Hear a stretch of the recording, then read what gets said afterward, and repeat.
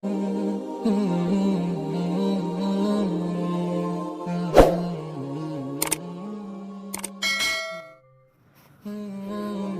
د بیماری د یری خوراکونه پریدي، خو د الله عذاب او د یری گناهونه بالکل نه پریدي.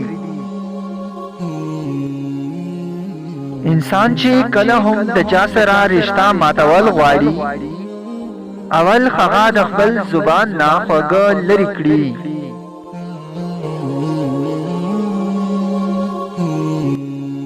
د چا چې بدن سخاوي خلق ته لری شي، او د چا چې زړه سخاوي الله ته لری شي، او د چا چې بدن او زړه واسخاوي شیطان خغیلا نږدې شي.